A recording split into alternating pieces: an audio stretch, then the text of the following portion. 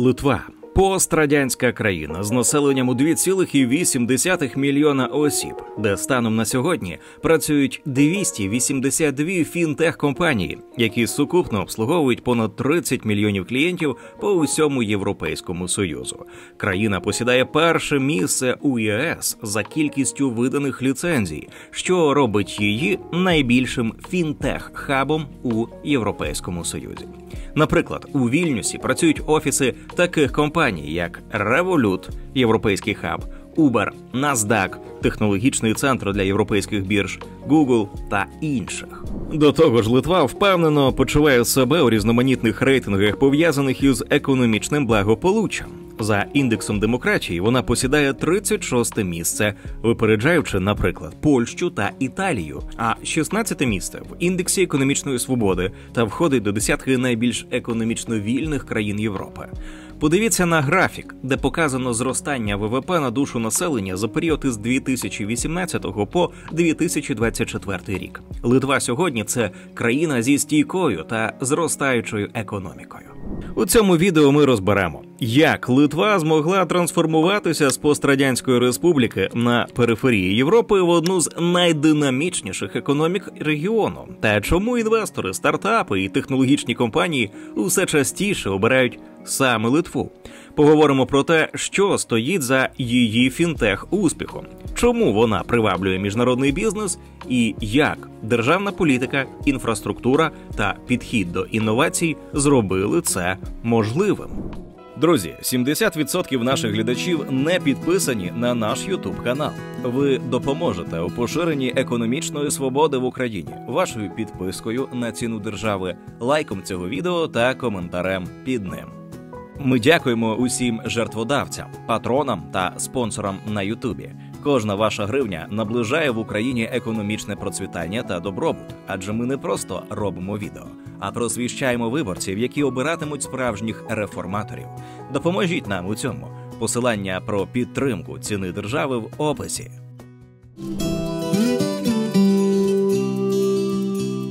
Історія Литви починається задовго до ХХ століття. У середньовіччі Литва була ядром великої держави – Великого князівства Литовського, що на піку своєї могутності простягалося від Балтійського до Чорного моря та охоплювало землі сучасної Литви, Білорусі, України та частини Польщі. У 1569 році Литва об'єдналася із Польщею в рамках Люблінської унії, утворивши Річ Посполиту. Проте основу населення князівства навіть після об'єднання становили литовці, які ще довгий час зберігали свою автономію у новій державі. Після серії поділів Речі Посполитої у 1772, 1793 і 95 роках Литва була повністю анексована Російською імперією, що ознаменувало початок тривалого періоду імперського підпорядкування та русифікації. У 1831 та 1863 роках місцева шляхта очолила повстання проти російського правління, намагаючись відновити Річ Посполиту. Обидва повстання були придушені, попри деякі початкові успіхи, а їхніх лідерів царський режим позбавив майна. Частину литовських сіл і міст заселили росіянами. У 1832 році російські окупанти закрили Вільнюський університет, заснований у далекому 1579 році польським королем і великим князем литовським Стефаном Баторієм. До 1865 року друкована литовська мова була заборонена. Царський режим запровадив політику відновлення російського початку, оскільки російська пропаганда стверджувала, що до полонізації литовські землі насправді були російськими.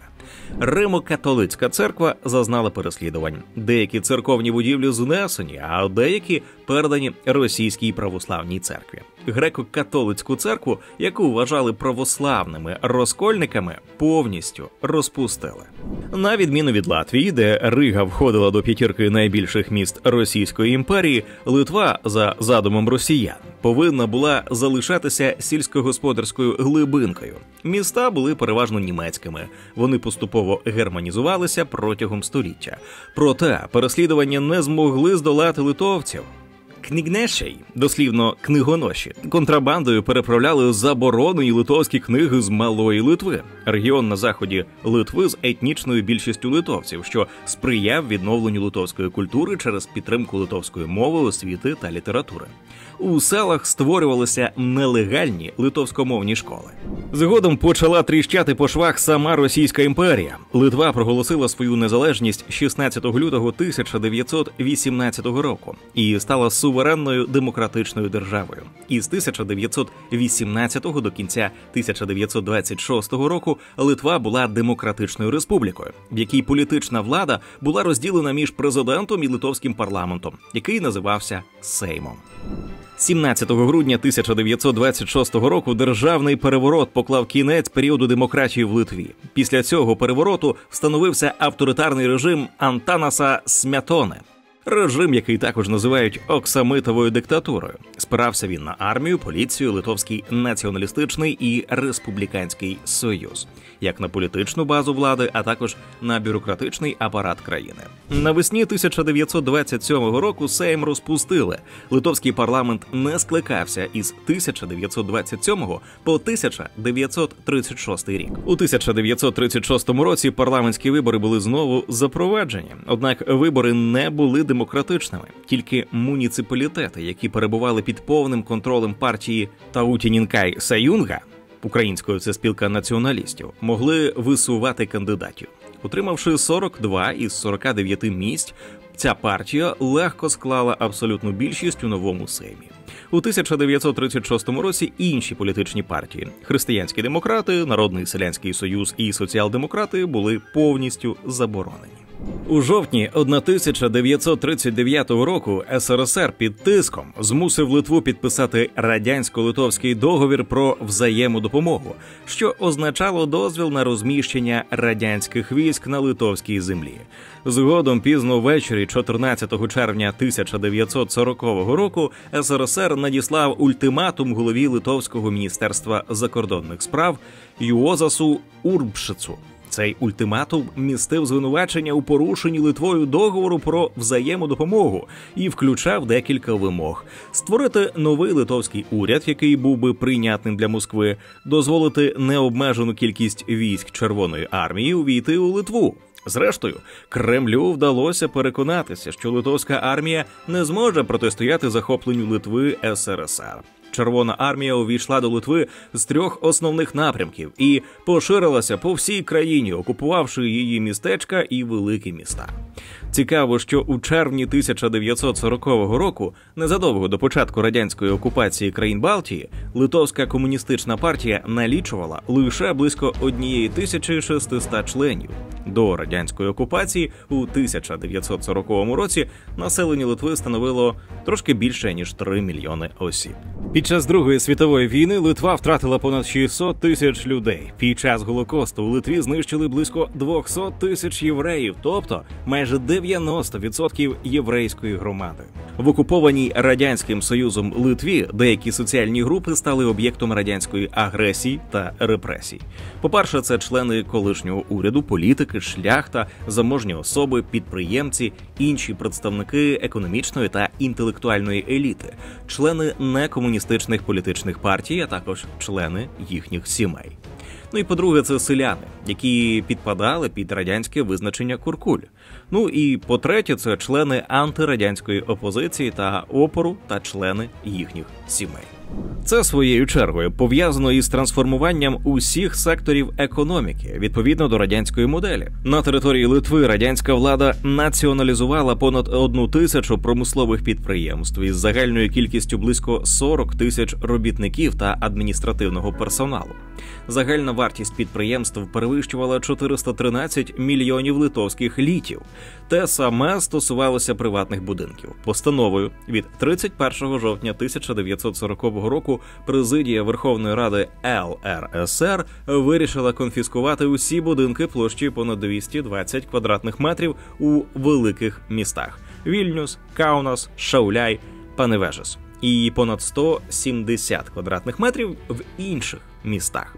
До цієї категорії потрапило 5400 будинків. Однак загальна кількість націоналізованих будинків становила 14 тисяч.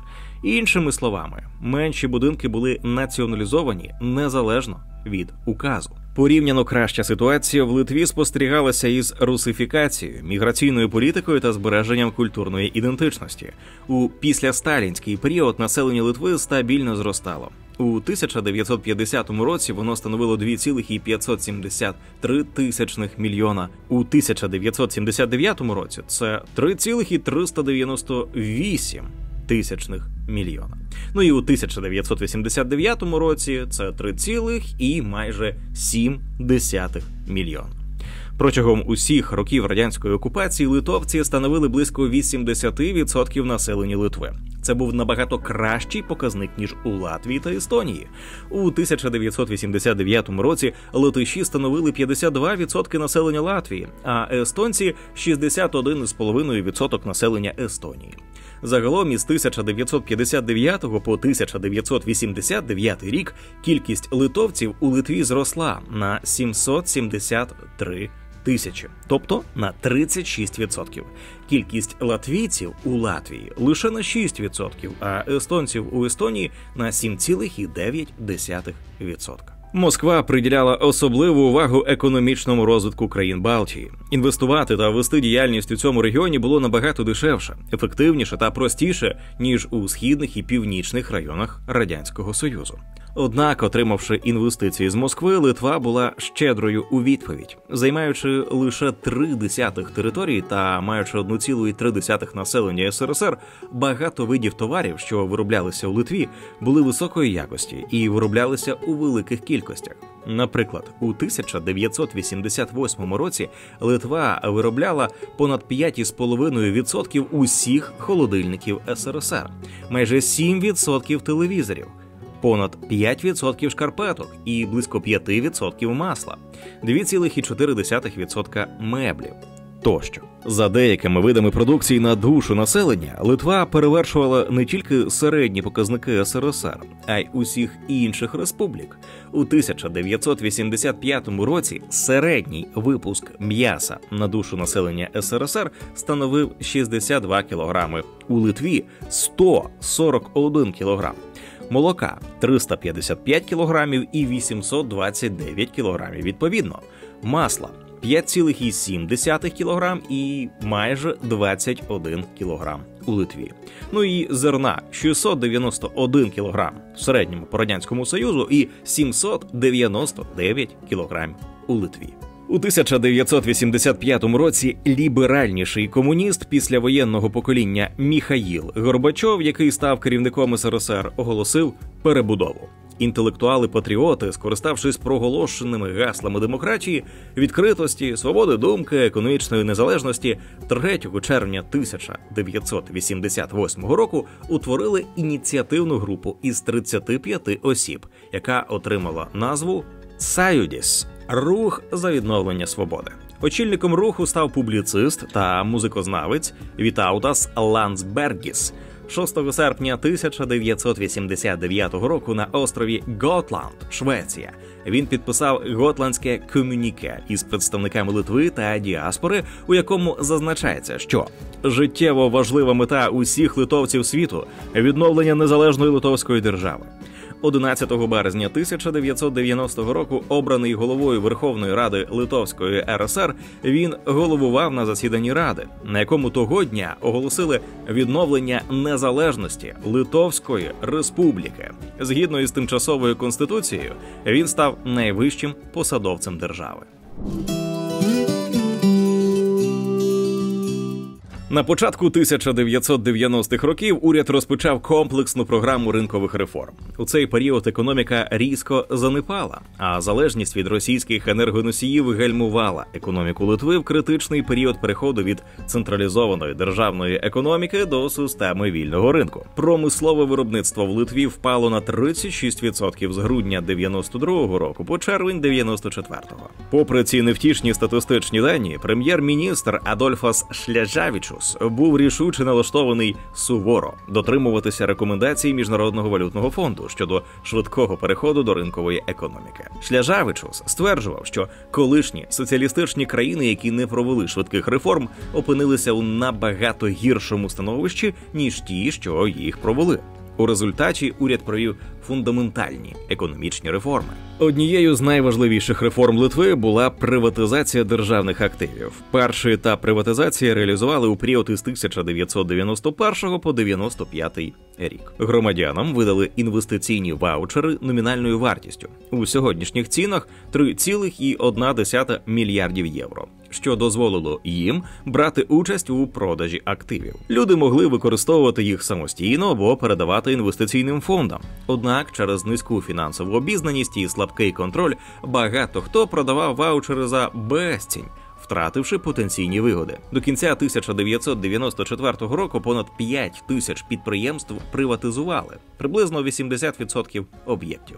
Але значна частина активів зосередилась у руках вузької групи осіб, що спричинило соціальну нерівність та критику процесу. У перші роки незалежності Литва зіткнулася із гіперінфляцією, яка виникла в результаті скасування контролю над цінами та дефіциту. Після 228% у 1991-му інфляція у 1992-му злетіла до 942% і лише у 1994-му знизившись до 62%. Реальні доходи стрімко падали.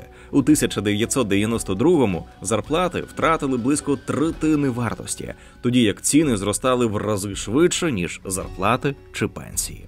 Уряд впорався із високим рівнем інфляції, утримавшись від спокуси обіцяти компенсації пенсіонерам та іншим громадянам, чиї заощадження знищила інфляція. Він також не піддався вимогам про збільшення субсидій і підтримки комунальних послуг та громадського транспорту, які традиційно надавалися центральним урядом. Опозиція наполягала на компенсації вкладникам та інвесторам, але у серпні 1994 року на референдумі громадськість проголосувала проти підтримки цього заходу, дотримуючись програми структурної перебудови Литви, розробленої у співпраці з МВФ. У березні 1990 року Литва розпочала складний процес скасування субсидій, запровадження нових податків та управління новою системою збору податків. Основним кроком у податковій політиці стало ухвалення нового податкового кодексу у 1995 році, що включав низку важливих змін. Найбільше значення мала реформа податку на додану вартість, що забезпечило стабільний потік доходів до державного бюджету. ПДВ установили на рівні 18%, що відповідало стандартам Європейського Союзу. Вдосконалили корпоративний податок, який знизили до 15% для компаній, що стимулювало розвиток бізнесу. Пенсійна реформа у Литві, проведена у 1999 році, істотно змінила систему соціального забезпечення країни. У Литві впровадили трирівневу пенсійну систему. Перший рівень – державний фонд, що фінансувався обов'язковими внесками із зарплати, забезпечував базову пенсію залежно від доходів та стажу. Другий – обов'язкова накопичувальна система, яка із 2004 року дозволяла громадянам самостійно обирати між державними та приватними фондами для збереження коштів на пенсію. Третій рівень складався із добровільних схем, що дозволяли додатково накопичувати пенсійні заощадження через приватні фонди або страхові компанії. На кінець 2003 року понад 38% осіб, які мали право на участь, вирішили приєднатися до другого типу. І на кінець 2005 року цей показник зріс до 610 тисяч членів, що становило понад 50% працездатного населення на той момент.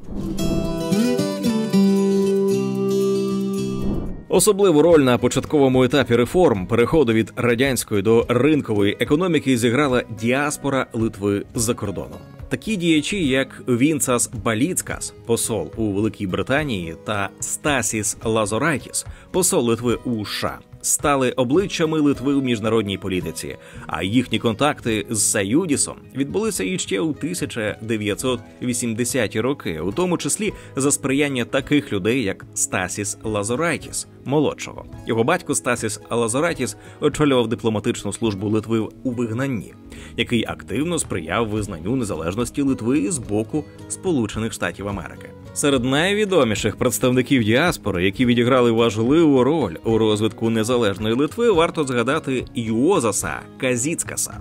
У 1998 році він заснував приватний фонд родини Казіцкас. Станом на 2008 рік його активи становили $11,5 мільйонів США. Фонд робить пожертви іншим фондам, надає стипендії, фінансував балтійські дослідження в Єльському та Вашингтонському університетах, підтримував реконструкцію Королівського палацу Литви та монастиря Пажайсліс, а також спонсорує литовське кіно. Наприклад, він підтримав ретроспективу литовського кіно в Музеї сучасного мистецтва в Нью-Йорку та профінансував призи на Вільнюському фестивалі документального кіно. Литовська діаспора була однією з найактивніших серед усіх діаспор країн колишнього СРСР, яка максимально долучилась до відродження своєї країни. Зокрема, вони, діаспоряни, стали членами політичного класу і позаймали ключові посади у Литві, чим пришвидшили реформи та вступ до Європейського Союзу та НАТО. Бо це були люди із західним мисленням, якісною іноземною освітою і знанням мов. Так, Валдас Адамкус, 6-й і 8-й президент Литви, хоч і народився у Каунасі, але через радянську окупацію родина виїхала спочатку до Німеччини, а потім до США, де він здобув освіту і встиг послужити у 486-му військовому розвідувальному загоні стратегічного призначення США. Прикметна деталь. Його командиром був українець Юліан Куляс, президент та виконавчий директор першого українського федерального ощадного банку «Певність», найбільшої фінансової установи українців на території США, та видатний адвокат, що став відомим у 1980-х на всю Америку справою хлопця Володимира Половчака, який не захотів повертатись до СРСР. Пан Юліан майстерно виграв право Володимира залишатися в Америці. У 1990-х роках Литва пройшла крізь глибоку трансформацію від пострадянської планової економіки до ринкової. Ці реформи були болючими, але необхідними. У короткий час країна лібералізувала ціни, відкрила ринки, приватизувала державні підприємства, запровадила податкову реформу і перейшла від солідарної до накопичувальної пенсійної системи. Результатом стало щорічне зростання реального ВВП Литви у 1990-х роках на рівні 70%, а частка приватного сектору в економіці зросла із 16,4% у 1990 році до 75% у 2002. З іншого боку, завдяки ваучерній системі частина підприємств опинилася в руках вузького кола осіб, наближених до політичних і бізнес-еліт. Особливо показовою є історія вище згаданого прем'єр-міністра Адолфаса Шляжавічуса. За його урядування Литва активно проводила приватизацію, сприяла розвиткові банківського сектору та фінансових інституцій.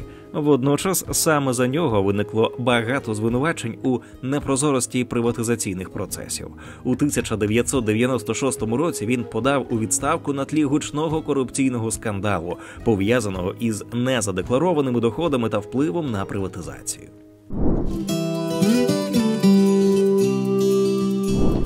На саміті у Копенгагені у 1993 році Європейська Рада перелічила економічні та політичні умови, які повинні були виконати асоційовані країни Центральної та Східної Європи, щоб стати членами ЄС. Це стабільність інститутів, що гарантують демократію, верховенство права, права людини та повагу до захисту меншин, наявність функціонуючої ринкової економіки та здатність протистояти конкурентному тиску та ринковим силам у ЄС. Здатність взяти на себе зобов'язання членства, включаючи дотримання цілей політичного, економічного та валютного союзу. Не дивлячись на те, що прогрес країни у 1990-ті мав місце, Єврокомісія продовжила вважати, що Литві ще є куди рости. Тому Сейв мав виконати складне домашнє завдання з інтеграції, щоб прискорити початок переговорів. У 2001-2002 роках Литва здійснила серйозні кроки у реформуванні судової системи, що суттєво вплинуло на її ефективність та незалежність. Шляхом до цього стало прийняття нового цивільного і кримінально-процесуального кодексів за зразками Європейського Союзу. Як наслідок, кількість кримінальних справ, що розслідувались понад 6 місяців, зменшилась на 31%. Із 595 на 1 січня 2001 року до 412 на 1 січня 2002. Цивільні справи, що затягувалися, скоротились на 33% із 1430 до 964. Це сприяло зменшенню невирішених справ і прискоренню судових процесів, що є важливим для справедливості.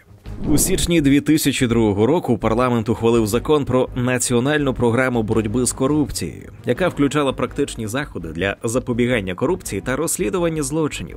У 2001 році створена на основі програми спеціальна слідча служба викрила 193 корупційних злочини, із яких 117 за участю державних службовців.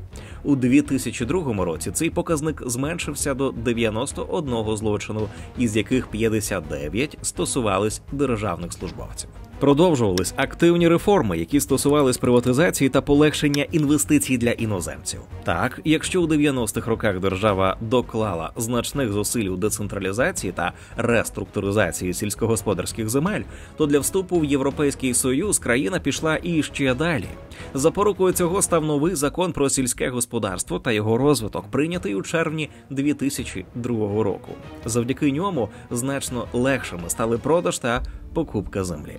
Із 2004 року, це рік вступу у Європейський Союз, це право отримали і жителі країн Євросоюзу із певними умовами.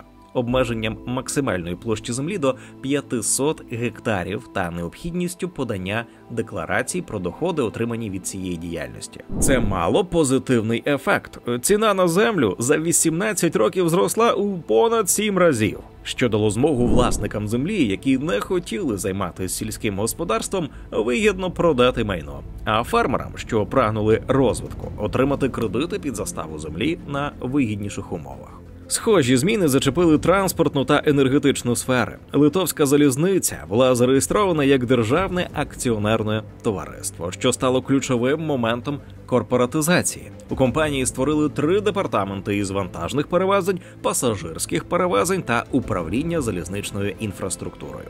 Це підвищило прозорість діяльності, а прибуток до оподаткування зріс із менш ніж 5 мільйонів євро у 2001 році до понад 45 мільйонів євро у 2007 році, піковому року за прибутком, що свідчить про позитивний вплив структурних змін у державному транспортному секторі. У 2005 році приватизували національну авіакомпанію Lithuanian Airlines, яка змінила назву на FlyLAL. Попри позитивний старт роботи приватизованої компанії, вона не змогла пережити фінансові труднощі та у 2009 році була оголошена банкрутом. Причинами банкрутства стали економічні труднощі та конкуренція з сильнішими європейськими перевізниками. Але варто зазначити, що збитки зазнав приватний власник, а не платники податків, які б своїми коштами фінансували збиткове підприємство. За другою енергетичною стратегією 99-го року енергетична галузь мала бути розділена на генерацію, передачу та розподіл через незалежні компанії. Загалом приватизували 50% розподільчої мережі та майже всі об'єкти опалення, генерації, газопостачання та переробки нафти.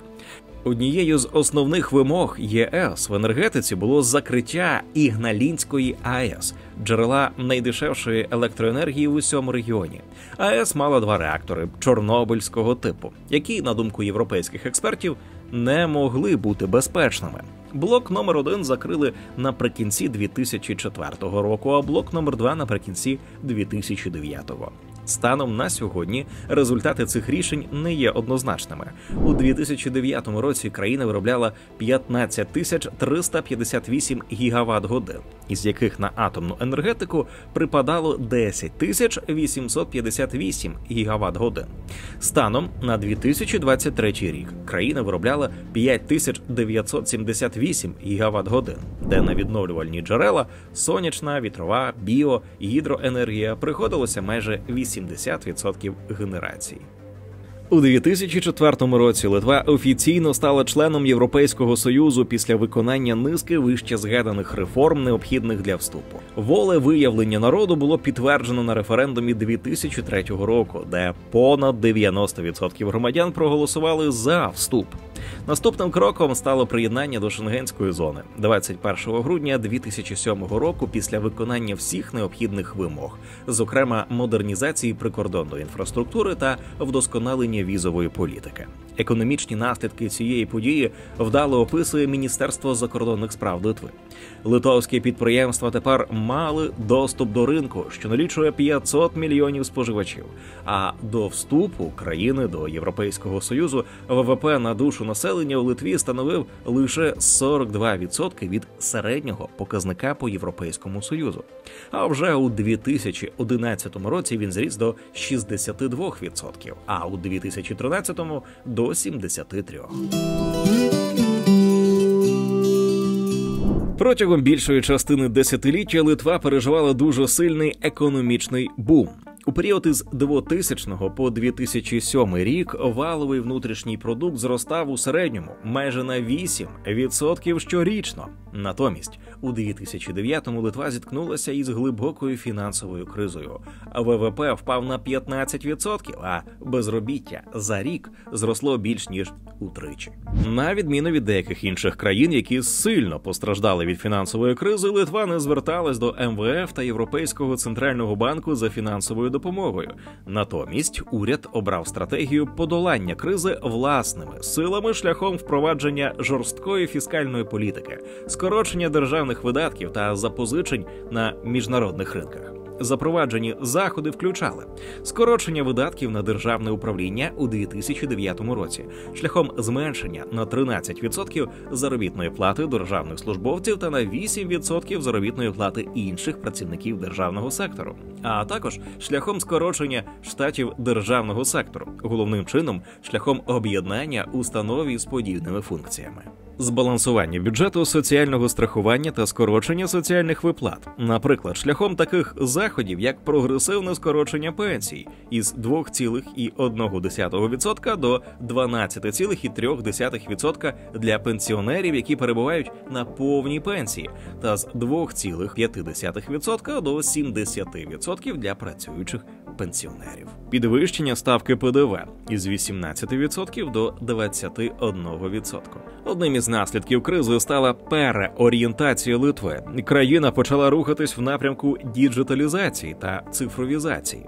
Наслідком цього стало те, що станом на сьогодні, наприклад, Литва посідає 23-ю позицію в рейтингу e-Government, що дозволяє, наприклад, громадянам країни рахувати та платити податки онлайн.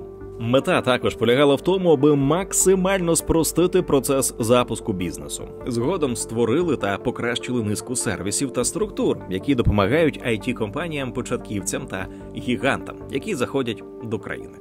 Особливу роль тут відіграє Банк Литви, який є не просто регуляторним органом, а серцем фінансової системи Литви. Його обов'язки дуже широкі – від визначення грошово-кредитної політики та забезпечення фінансової стійкості до захисту споживачів і консультування фінтех-компаній. Банк Литви створив регуляторну пісочницю – систему, що дозволяє учасникам фінансового ринку тестувати інновації в контрольованому середовищі під наглядом регулятора. Вона сприяє впровадженню нових фінансових технологій, коли традиційне регулювання ще не охоплює їх повністю та дозволяє оцінити вплив таких інновацій на споживачів і фінансову систему. Пісочниця також допомагає виявити потенційні ризики та недоліки у регулюванні фінансового ринку та своєчасно реагувати на них. Місцеві посадовці не зупинилися на цьому, а в тому ж 2017 році додали до цих здобутків низку заходів для затвердження країни як фінтех-центру. Відсутність особливих вимог щодо проживання керівництва компанії в Литві. Швидкий процес ліцензування, видача ліцензії платіжної або електронної грошової установи протягом 3 місяців і навіть швидше. Документи для ліцензування можна подавати англійською мовою і вносити зміни на ходу, замість офіційного листування.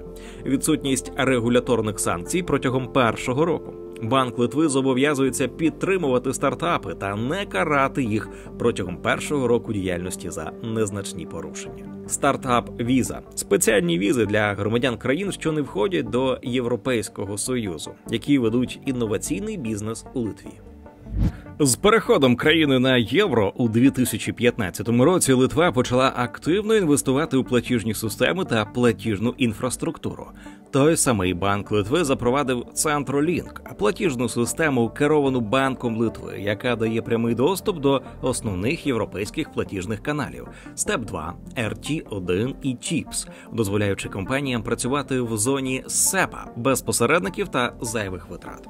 Система дозволяє здійснювати платежі миттєво, без обмежень по сумі чи кількості транзакцій, а також гарантує стабільну роботу навіть у критичних умовах, маючи гнучкі варіанти підключення. Ще одним досягненням литовців можна вважати Invest Lithuania – державне агентство, яке виступає вхідними воротами для іноземного бізнесу в країну. Його головне завдання – допомагати компаніям, які хочуть відкрити офіс, R&D-центр чи виробництво в Литві. Агентство безкоштовно супроводжує бізнес на всіх етапах – від аналізу ринку і підбору локації до юридичних консультацій і допомоги в отриманні дозволів. У них також є підтримка для стартапів, включаючи контакти із місцевими університетами, хаби талантів і програму швидкої адаптації. За аналогом до фінансової пісочниці, Банк Литви створив LB-Chain – одну із перших у світі блокчейн-пісочниць, розроблену регулятором фінансового ринку. Вона аналогічно до фінансової поєднує регуляторну та технологічну інфраструктуру і дозволяє криптостартапам тестувати свої бізнес-рішення в контрольованому середовищі. Однією з найважливіших особливостей цієї платформи на основі блокчейну є її інклюзивність. Навіть на етапі розробки платформою користувалися 11 фінтех-компаній з 8 країн, які протестували понад 10 абсолютно різних фінансових продуктів і послуг. У Литві також діє податкова пільга для компаній, які вкладають у наукові дослідження та розробки. Витрати на R&D можна відняти від прибутку в потрійному розмірі. Це означає, що якщо компанія витратила, наприклад, 10 тисяч євро на дослідження, вона може зменшити свій оподаткований прибуток на 30 тисяч євро. У підсумку менше податків і більше ресурсів для інновацій. Крім того, нове обладнання, яке використовується для таких цілей, можна амортизувати всього за 2 роки, замість звичайного довгого терміну.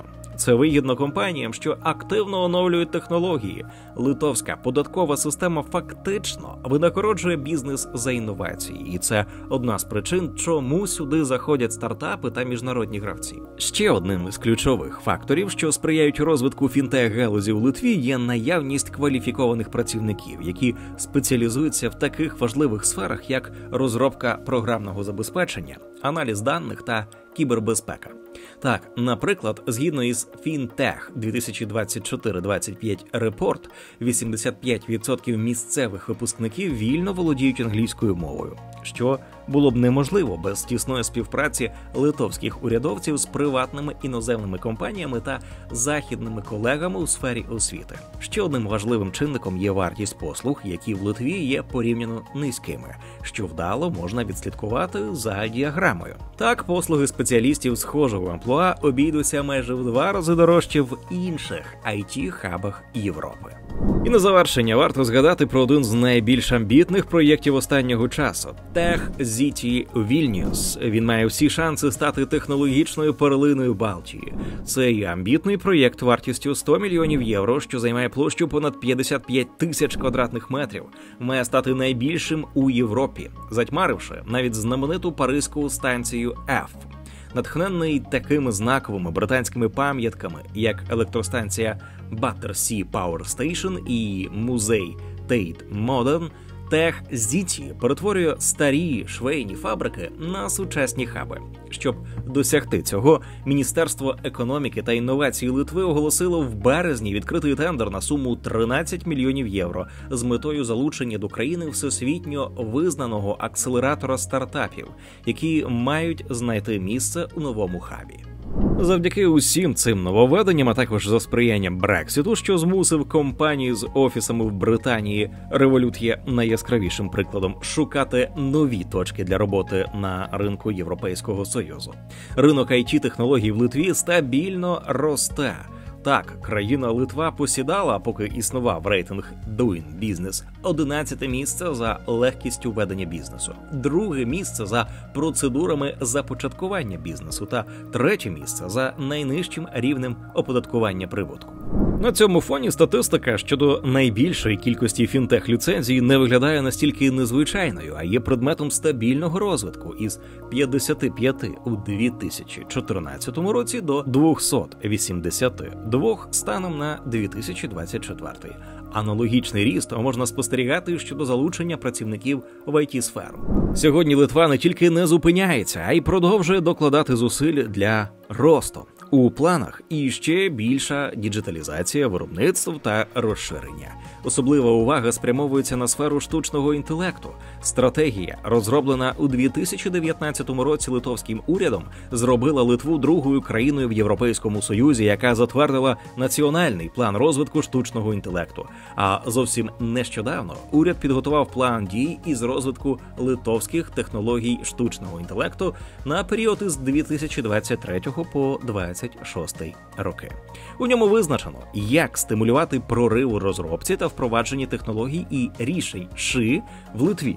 Основні цілі полягають у створенні умов для високотехнологічних інновацій у сфері штучного інтелекту та зміцненні екосистеми технологій штучного інтелекту, а також у сприянні впровадженню та використанню ШИ у всіх секторах, включаючи державний. Загалом Литва була і залишається для України прикладом того, як пройти шлях діджиталізації та залучити інвестиції в такі високотехнологічні сфери, як фінтех. Як і будь-яка країна світу, Литва стикається з різними викликами. Один із таких – це демографічна ситуація в країні. Населення країни, починаючи з 1991 року, яке тоді складало понад 3 мільйони 704 тисячі, постійно скорочується. Наразі воно складає 2,871 мільйона осіб. Падіння зупинилося у 2020 році і потроху зростає. Але це пов'язано виключно із політичними та воєнними причинами. Спочатку білоруси масово переїжджали до Литви після подій у 2020 році, коли диктатор Лукашенко розв'язав терор проти власного населення. А потім, після 2022 року, в країну поїхали українці та дещо менше росіян через почату Путіним війну проти України. Одна з причин зменшення населення – це падіння народжуваності. Станом на 2023 рік рівень фертильності, кількість народжених дітей на одну жінку, складав 1,2. Це не лише найгірший показник серед країн Балтії, але й один з найгірших у світі. За даними звіту Організації Об'єднаних Націй, Литва посідає 219 місце у світі. Україна, до речі, має 230-ту сходинку. Але в умовах повномасштабної війни наївно було б сподіватися на високий рівень народжуваності. Як наслідок, старіння населення та високий коефіцієнт залежності. Наразі на одного пенсіонера припадає близько 3 дорослих працездатного віку. А до 2050 року цей показник, за прогнозами, знизиться до 2. Скорочення робочої сили. Очікується, що населення працездатного віку скоро зменшиться на 70-80 тисяч, що створить значне навантаження на пенсійну та соціальну систему. Проблеми зі здоров'ям, висока смертність та стабільно високий рівень самогубств. Найвищий у країнах Європейського Союзу та Організації економічного співробітництва та розвитку. У Литві на 100 тисяч населення припадає 21,12 суїцидальних смертей. Для виправлення ситуації в країні існують програми допомоги на дітей та підтримки сімей, але Організація економічного співробітництва та розвитку вважає, що вони мають обмежений вплив на підвищення рівня народжуваності. Країна спрямована на заохочення повернення литовських мігрантів та інтеграцію новоприбулих з України та Білорусі. Литва пов'язала пенсійний вік із середньою тривалістю життя. До 2026-го планується досягти 65 років із пропозиціями пов'язати подальші коригування із тривалістю життя. МВФ закликає уряд Литви запровадити оподаткування пенсій, щоб знизити навантаження на пенсійну систему. Але поки політики не наважилися на непопулярний крок. Погіршує ситуацію те, що на третьому рівні пенсійної системи, це добровільні приватні заощадження, перебуває лише 58 тисяч осіб, що є 4% від усіх дорослих людей працездатного віку. А загальний обсяг активів приватних пенсійних фондів становить лише 200 мільйонів євро. У відео про Данію ми розповідали, що близько 90% данців працездатного віку сплачують добровільні внески до приватних пенсійних фондів. Зазвичай розмір внесків коливається від 10% до 18% від зарплати. Сумарний обсяг приватних пенсійних фондів Данії оцінюється у понад 4 трильйони крон або 396 мільярдів доларів, що у 1,5 рази перевищує національний ВВП. Історія Литви – це приклад того, як маленька пострадянська країна може пройти шлях від кризи до лідера фінтеху у Європі. Ставка на цифровізацію, підтримку стартапів, прозорі правила гри та відкритість до іноземного капіталу дали свої плоди. Литва не просто пережила економічні потрясіння, вона використала їх як шанс для глибоких реформ. Так, країна стикається із серйозними викликами: депопуляція, старіння населення, потреба у зміцненні пенсійної системи. Але навіть тут вона шукає інноваційні підходи – від стимулів до повернення мігрантів до розвитку фінансової грамотності.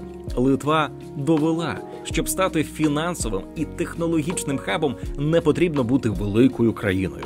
Потрібна воля до змін, професійна державна машина та чітке бачення майбутнього. Це приклад, на який варто звертати увагу Україні і в плані цифровізації, і в залученні інвестицій, і в побудові довіри до інституцій. Маленька країна з великими амбіціями – саме так сьогодні виглядає Литва на мапі Європи. Це відео було створено завдяки підтримці Atlas Network. Думка авторів відео не обов'язково має збігатися із Atlas Network. Підтримайте поширення якісного україномовного відео від ціни держави. Підпишіться на канал, залиште коментар під відео та поставте вподобайку.